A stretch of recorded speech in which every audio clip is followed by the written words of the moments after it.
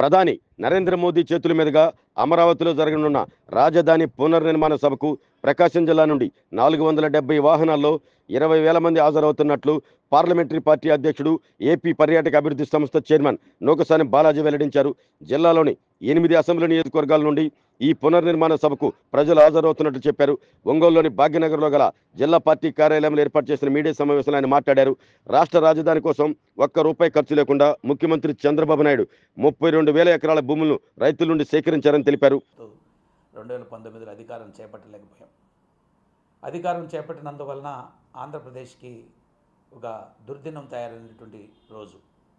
ఏదైతే చంద్రబాబు నాయుడు గారు ఆంధ్రప్రదేశ్కి భారతదేశంలోని ఒక అద్భుతమైన రాజధాని నిర్మాణం చేయాలని తలంపుతో 34,000 ఎకరాలని రూపాయి ఖర్చు లేకుండా రైతులు స్వచ్ఛందంగా వచ్చి ఇచ్చే విధంగా తయారు చేసుకున్నాడు. ఒక దుర్మార్గమైన ప్రభుత్వం తర్వాత అధికారంలోకి వచ్చి జగన్మోహన్ రెడ్డి గారి నాయకత్వంలో ఆంధ్రప్రదేశ్ అభివృద్ధిని, సంక్షేమాన్ని తుంగలో దొక్కి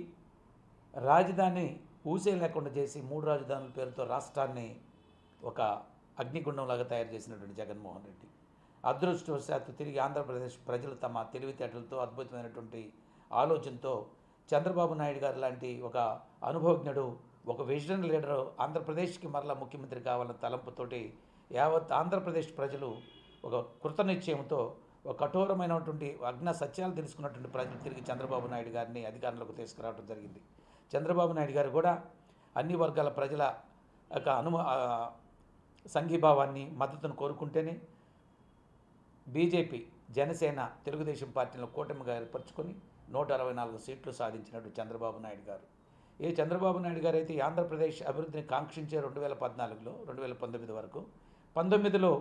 ఒక నష్టం జరిగింది. తిరిగి 2024లో అద్భుతమైన మెజారిటీతో అధికారంలోకి వచ్చిన చంద్రబాబు నాయుడు కూటమి ప్రభుత్వ నాయకుడిగా, కూటమి నాయకుడిగా, 3 పార్టీల కూటమి నాయకుడిగా, ముఖ్యమంత్రిగా పదవి స్వీకారం చేసిన నాటి నుంచి నేటి వరకు తిరిగి మళ్ళీ ఒక పునఃప్రారంభం చేయాలి రాజధాని ఆలోచనతోటి ఆంధ్రప్రదేశ్ అద్భుత రాజధాని అంచడానికి కృషి చేస్తున్న సందర్భంలో ఈనాడు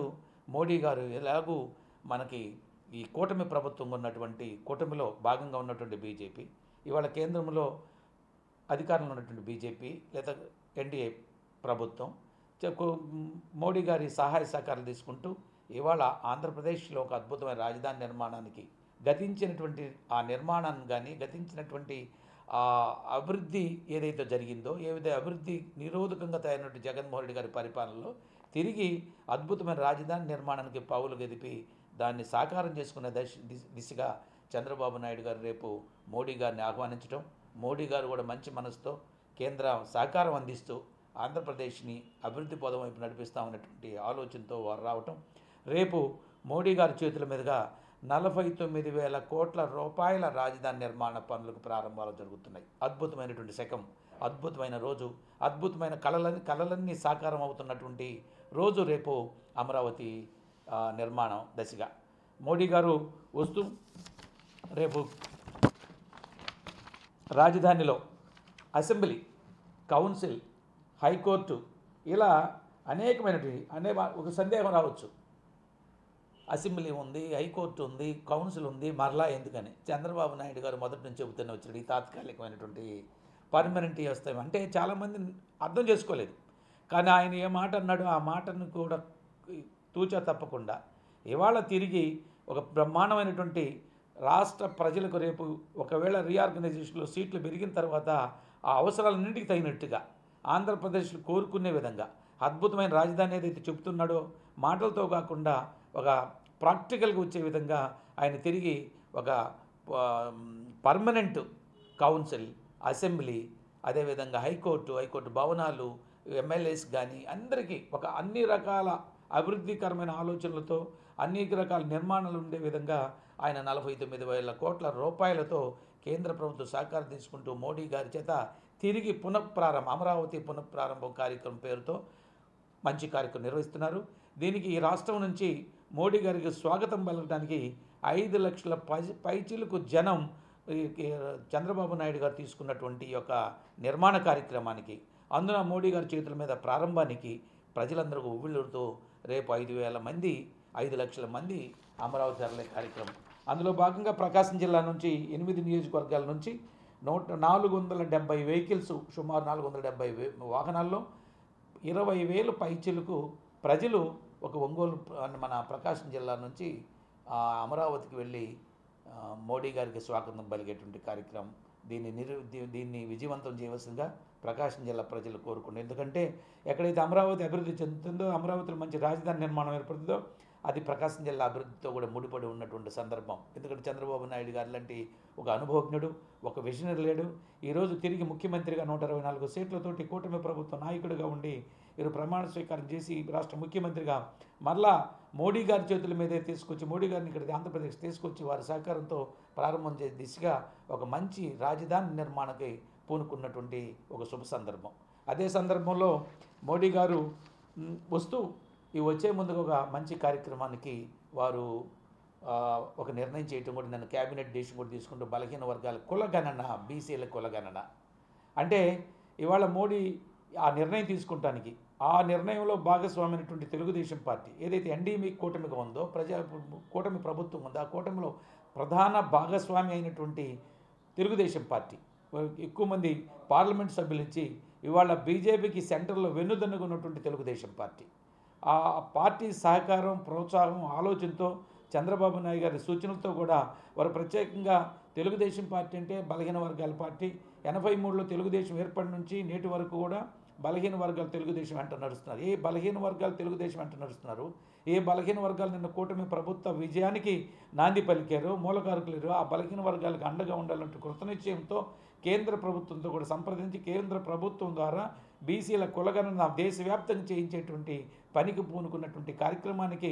పూనుకున్నటువంటి చంద్రబాబు నాయుడు గారికి, అదేవిధంగా కార్యక్రమాన్ని చేపట్టినటువంటి మోడీ గారికి, కూటమి ప్రభుత్వానికి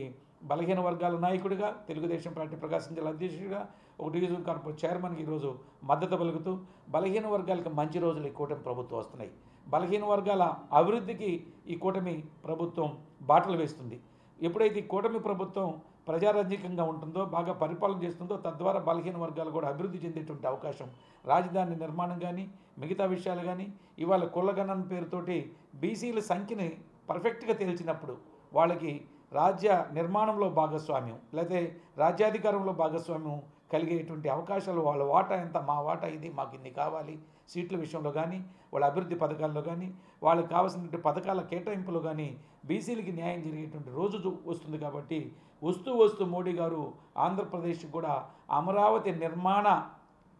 పనులు ప్రారంభంతో పాటు బీసీల కులగణన కూడా తీసుకొస్తున్నటువంటి మోడీ గారికి స్వాగతం, సుస్వాగతం. ఆ కార్యక్రమానికి కేంద్ర బిందువై అంతా తానై ఈ ఆంధ్రప్రదేశ్కి ఒక అజరామంగా నిలిచే విధంగా ఆంధ్రప్రదేశ్ రాజధాని నిర్మాణం చేయడానికి పూనుకున్నటువంటి చంద్రబాబు నాయుడు గారి యొక్క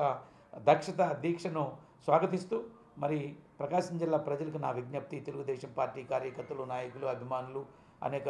బీసీ కుల నాయకులందరికీ కూడా రండి, తరలిరండి. మోడీ గారు ఏదైతే మీరు కోరుకుంటున్న విధంగా కులగణనకి క్యాబినెట్ డెసిషన్ తీసుకున్నారు. ఎంతంటే ఉద్రిక్త పరిస్థితుల్లో కూడా, పాకిస్తాన్తో ఒక యుద్ధ వాతావరణం ఏర్పడిన పరిస్థితుల్లో కూడా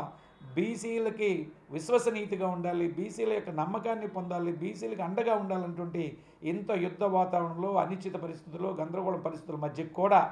బీసీల గురించి మర్చిపోకుండా కులగణన చేసి మన రాష్ట్రానికి వస్తే, మన రాజధానికి వస్తున్నటువంటి మోడీ గారికి స్వాగతం పలకడానికి బడుగు బలహీన వర్గాలు, తెలుగుదేశం పార్టీ కార్యకర్త నాయకులు లక్షలాదిగా తరలి రావాల్సిందిగా కోరుకుంటూ, అదే సందర్భంలో మోడీ గారికి కూడా ప్రత్యేకమైనటువంటి ధన్యవాదాలు తెలియజేస్తున్నాం. ఈ సందర్భంగా కూడా ఈరోజు మేడే కార్యక్రమం కూడా కార్మిక సోదరులందరూ కూడా, ఏ కార్మికులైతే తమ హక్కుల కోసం, తమ జీవితంలో వెలుగులు నింపేదానికోసం మేడే రోజు త్యాగం చేశారు, ఆ త్యాగాల ఫలితంగా ఏర్పడిన మేడే రోజుకి కార్యక్రమం చేసుకున్నటువంటి కార్మిక సోదరులందరూ కూడా ధన్యవాదాలు, శుభాకాంక్షలు. I wish you all the best.